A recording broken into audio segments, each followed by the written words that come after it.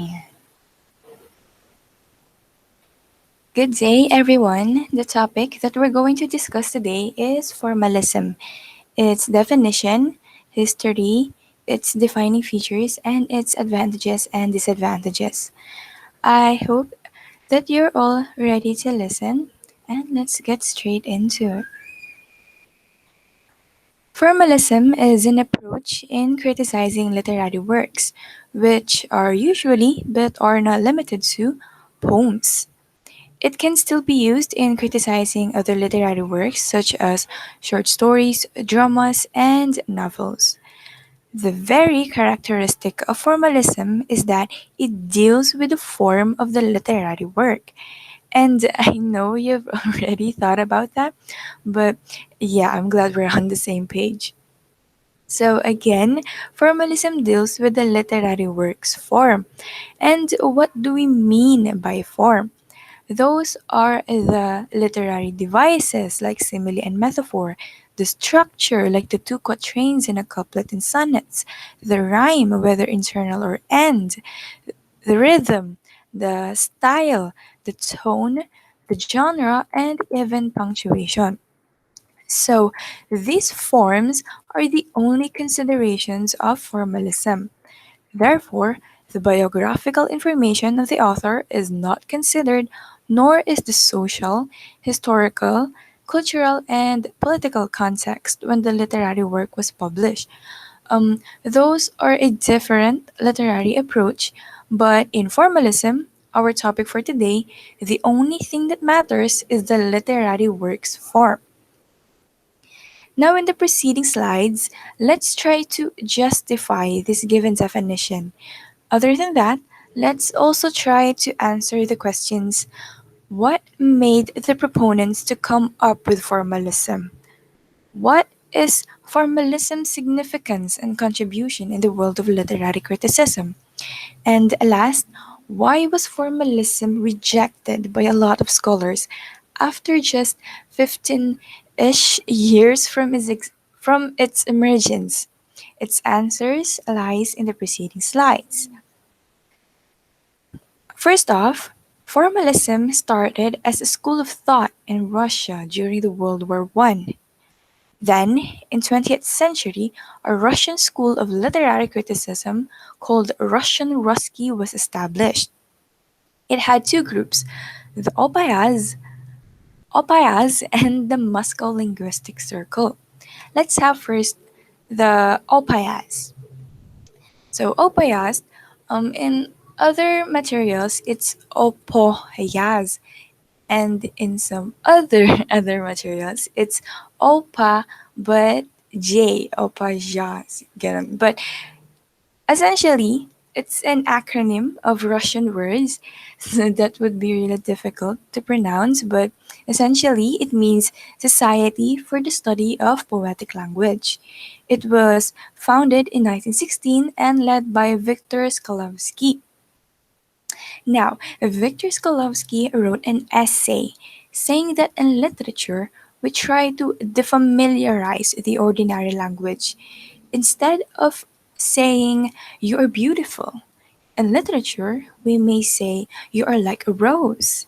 And the reason why we do this, to defamiliarize, is to encourage the readers to think, to challenge themselves to figure out the meaning rather than just mere reading the sentence. By acknowledging the presence of the literary device and analyzing it, we therefore understand the meaning of the sentence. We get to realize na, she's not a literal rose, but just a metaphor. So, this essay of Viktor Skalovsky is important because it emphasizes the importance of literary forms, which is actually the main idea of formalism. Another proponent of formalism is Mr. Boris Eichenbaum. He joined the Opayas in 1918 and he provided definitions and interpretations for the group. He also recommended prefer to call their method of criticism as morphological instead of formalist. He also said that he would like to be called as specifiers. And so, together with other members, or specifiers in Oppias, they form the two tenets of Russian formalism that states formalism's emphasis on the literary work and its constituent parts, or the forms that we mentioned earlier, and formalism's insistence of the autonomy of literary scholarship. Now, I mentioned a while ago that there were two groups in the Russian Ruski, the Opayas, which we just discussed, and the Moscow Linguistic Circle. Now, the Moscow Linguistic Circle was led by Mr. Roman Jacobson, and he said that the two fundamental structures of language are metaphor and metonymy. Take note, a form once again.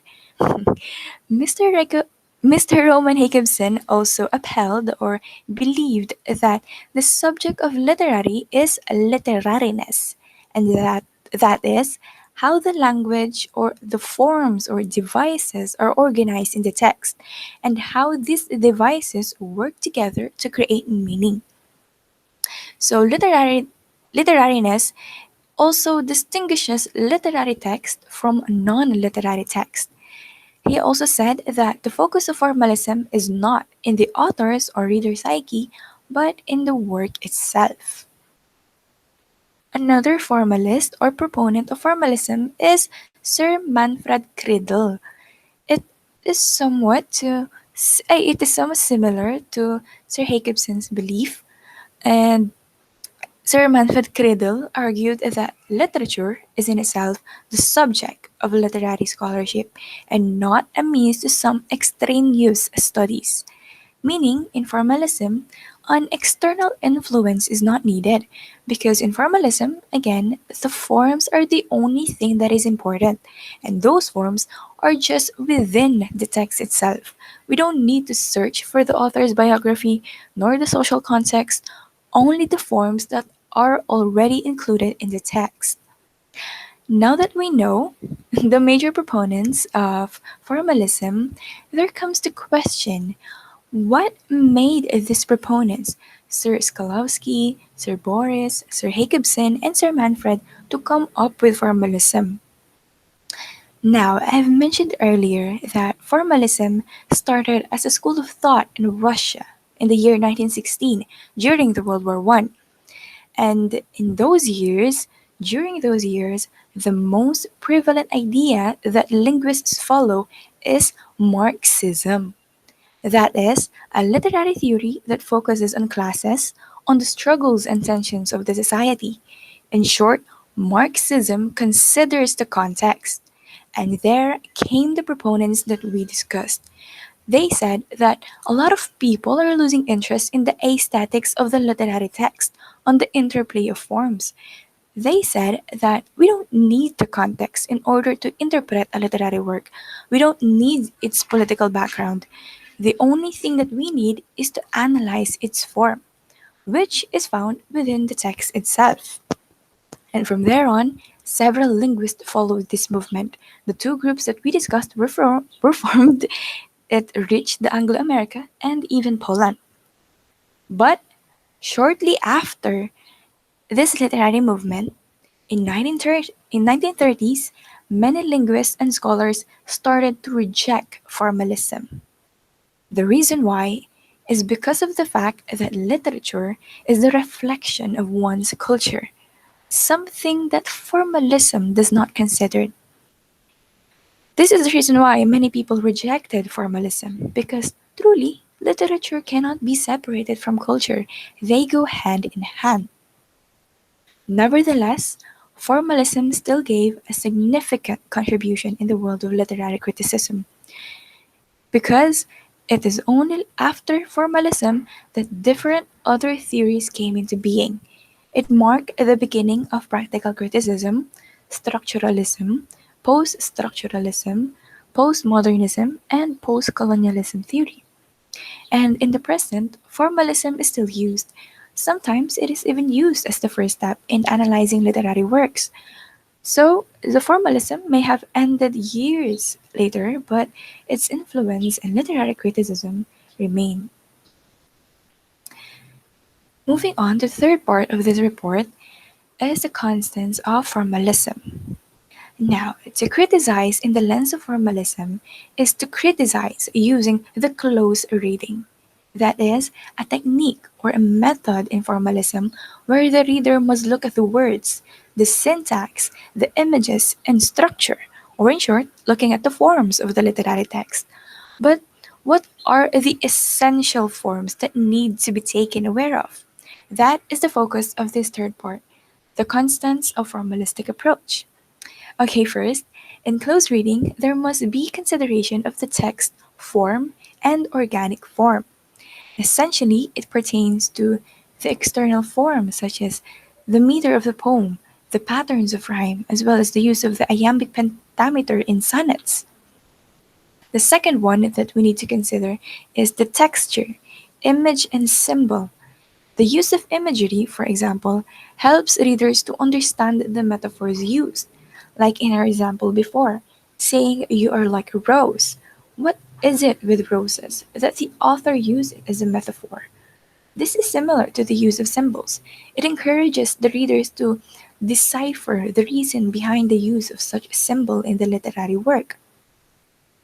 The third thing that we need to consider in close reading is the fallacies, the intentional and the effective, to be specific. So essentially, it means that we need to watch out for these two. For example, in the first one, the intentional fallacy, it warns the readers to dismiss the role of author, of, of his or her intentions, or his or her background information, because considering the author, or doing so, is employing another literary theory, and that is the biographical literary approach. Hence, it becomes a fallacy, because biographical literary approach is the exact opposite of the formalist approach. Similarly, we also need to watch out for the affective fallacy.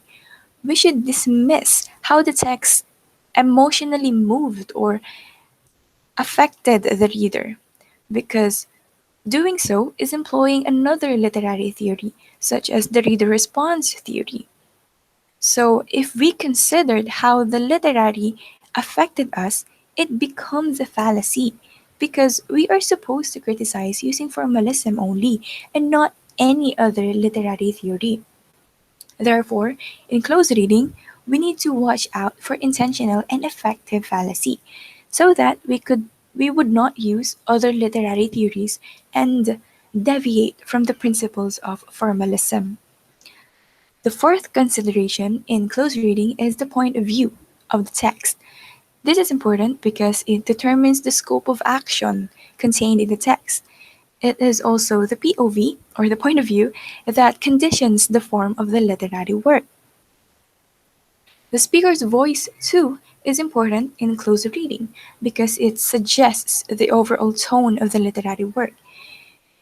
It is also the speaker's voice that reveals certain feelings and attitudes that, in turn, can help in deducing the overall meaning of the text. And the last we need to pay close attention to are the tension, the irony, and a paradox.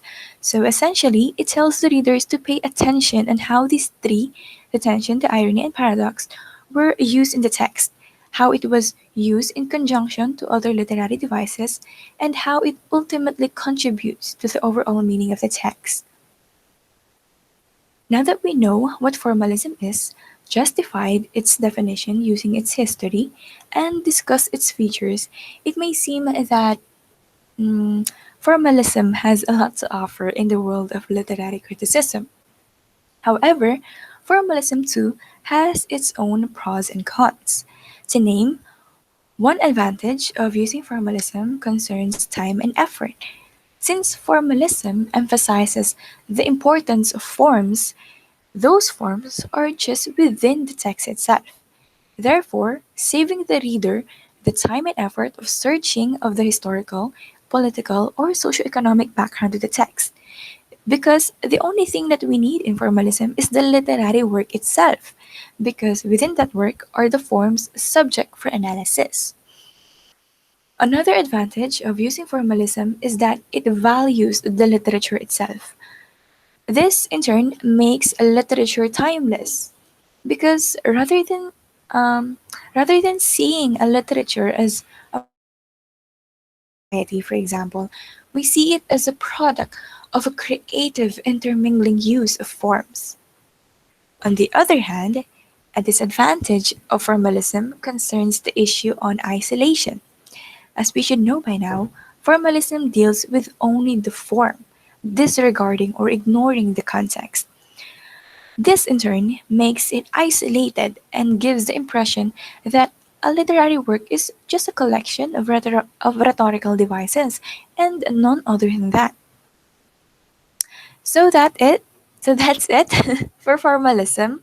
So just a quick recap. We discussed the definition of formalism that that is it focuses on a literary work's form such as literary devices, a meter, and others. Then we try to justify its definition by looking back at its history and the principles of its proponents. Then we explore the constants of formalism or its features, and we concluded with its advantages and disadvantages. I hope I was able to provide valuable information and clear explanation. I hope to see you all soon. Thank you very much.